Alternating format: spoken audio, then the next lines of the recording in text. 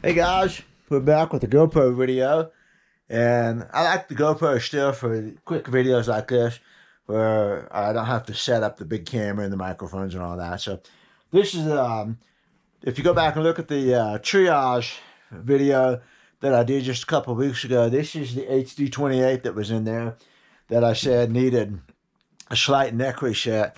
And I'm taking the neck off of it, and we're going to take a look at it right here. Here's what it looks like. You know, I see these all the time, and I know it's kind of interesting sometimes to you guys. You don't see them a lot.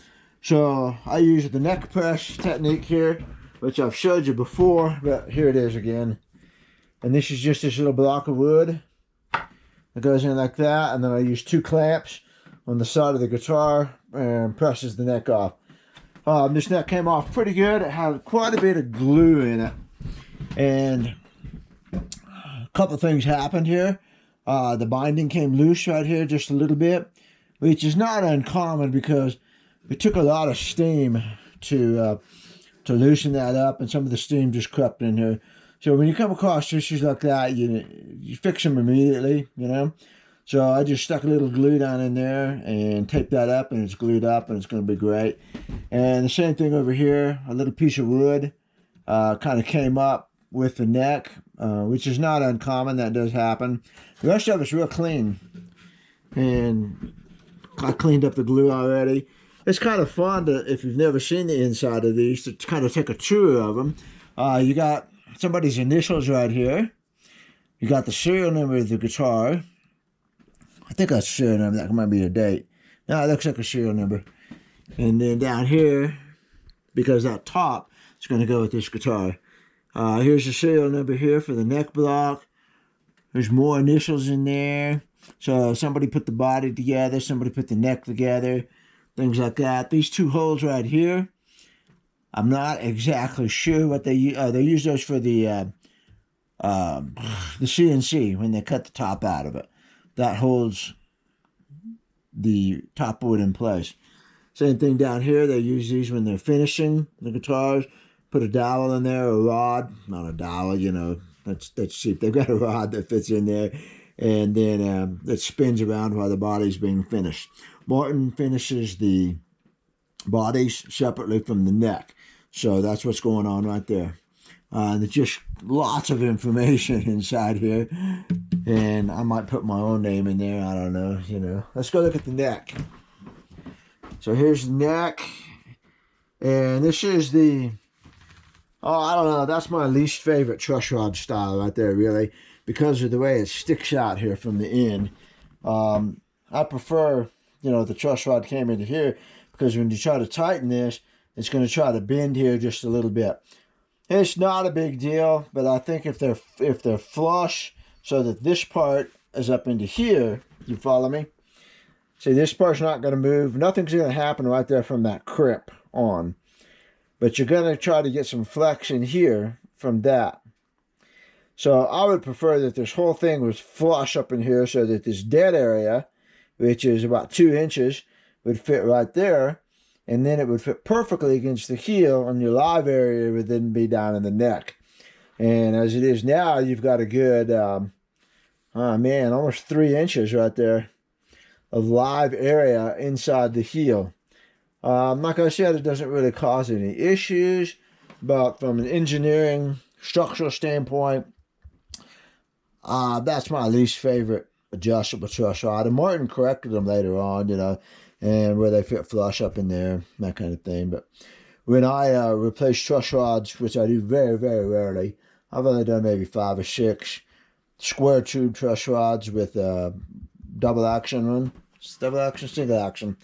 I've got a video on it, you know. I use the Luther's Mercantile truss rod, and I fit them flush. So, just me. Now, one thing about this one, let's take a close look at this. If you notice, this stop washer right here is crooked. There's a flat spot right here. Let me get something to point with. There's a flat spot right here, and there's a curved spot right there. This nut has been turned. That's not a big deal, again, but as long as I'm sitting here staring at this, let's go ahead and fix it. I'm going to adjust my GoPro now, and I'll probably edit this part out. One sec. Okay, readjusted the GoPro a little bit.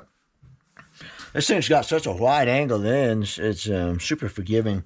This is a GoPro Hero 8, by the way. I always buy the older generation GoPros and get them on sale. So let's take a look at this again. Trying to get this on here. You can see this flat spot, and this is going to make more sense in just a second. So as long as I'm sitting here staring at this thing, I'm going to go ahead. First of all, I'm going to loosen this. Wow, that's tight. I'm going to loosen that.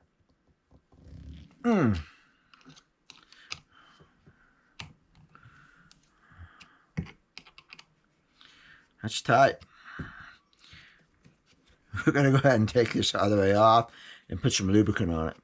Oh, we have this like this. Okay, now let's take this nut off. Sorry about my hand being in the way. There we go. So there's a truss rod nut. There's the hex, and you want to make sure that that fits good. 5 millimeters. 5 millimeters. It's got to fit in there nice and snug. Don't try to use something that almost doesn't fit. Personally, I don't like the ball end on this, you know.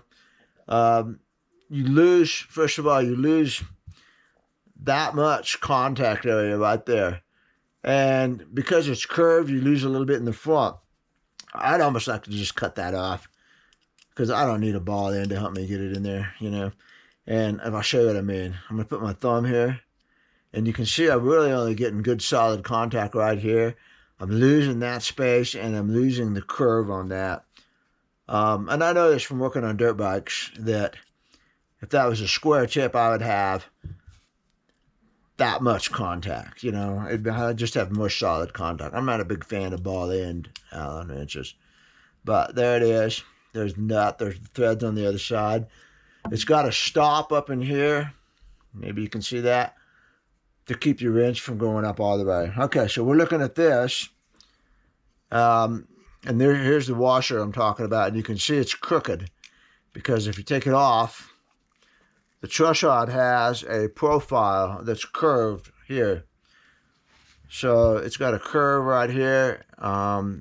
This edge is straight, and that's what this should match. It's got a curve and straight. So it should go on like that. And it was like this. So not a big deal, but you know, you lose a little bit of contact right there. And since I'm sitting here staring at this thing, I might as well get it straight. That's the way it ought to be. And what I like to do, put a dab of silicone right here. Put a dab of silicone right there, and another dab right here. And that way this washer will stay on here, and it can still move a little bit. It can still tighten and go back and forth. Sorry. But the silicone keeps it from rotating. So if you ever do have to take the nut off, that washer doesn't fall off and land in your guitar, and you have a heck of a time putting it back on with that truss rod cover. We should go back and look at the truss rod cover again. So I'm going to get a little bit of lubricant for this. All right, here's our grease. This is Super Lube multi-purpose synthetic grease. There's nothing fancy about that. It's just what I have. It's synthetic too. So a little dab on the finger. Tiny little dab on there. That's all you need. And this is just going to keep the nut from seizing and moving a little easier. There's the threaded sides.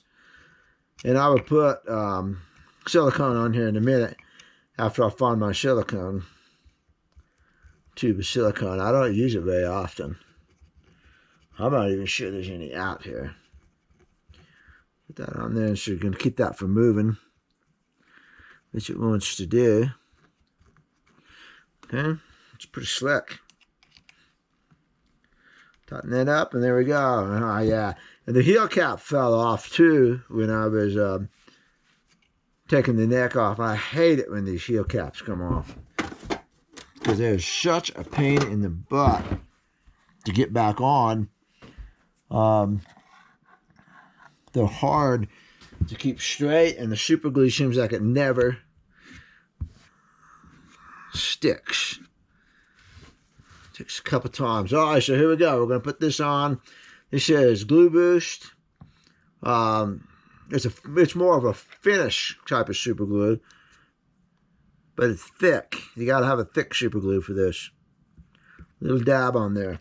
Here's the trick, though. You know, if you put too much, it runs out on the sides, and then you got to clean it up, and then you're going to have to touch the finish, and you don't want to do all that.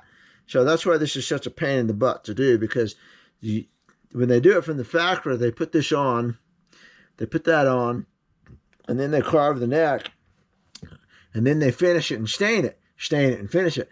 So they get to work with this on. I got to work with it off, and I have zero margin for error. I've got some Glue Boost accelerator, and I'm going to spray just a click of that on there, because I do need just a second to get this on right. So what I'm going to do, I'm going to move it around, put my fingers over there, and bam.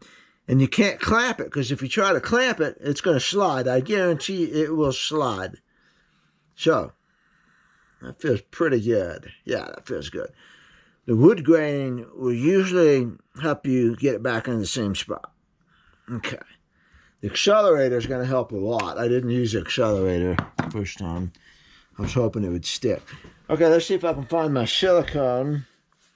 And I'll put a dab of silicone on there, and then we'll be good to go on this neck.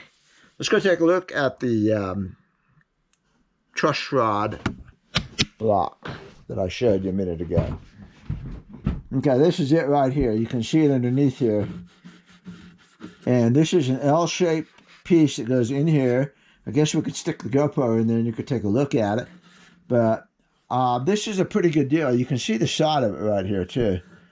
It's a truss rod nut cover.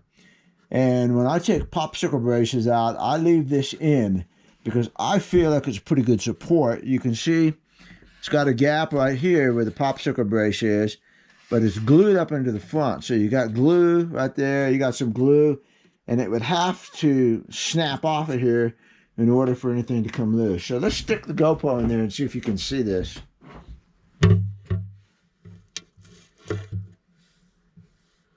There it is right there, okay? And I think the GoPro should have enough light. I will find out when I edit. That's why I like the GoPro. Can you imagine putting the big camera in there? So that's the truss rod nut cover. And the truss rod will stick to the end of this, and then you access it through that hole that you can see right there. Again, let's bring the GoPro back over. And you can see the truss rod access hole right there. So, that's what this sticks on. You see? That sits out on that cover, and that nut comes up to here. Cover's probably about right there. So the nut comes up pretty close. And again, I would prefer to have this whole thing up flush, and then you just have to use a longer wrench to get there, which is what the newer Martins do, and they have the 2A adjustable truss rod. All right, that's a lot of stuff. Silicone. I'll do that later. I think you can trust me on that. Dab of silicone here, dab of silicone there. Keeps that nut from falling off, or keeps the washer from falling off if you ever have to clean that off. So, all right, I do a very fine neck reset on this. Like I said, it wasn't much. Gosh, these are shallow heels right here. During this year, Martin makes the dovetails really big, which is not a big deal. But you just don't have much face right here to work with when you go to sanding it. So hopefully this dumb thing is going to stay stuck. Because when I start standing on it, it wants to pop off. And it's a pain in the butt when it does that. So, all right, there you go.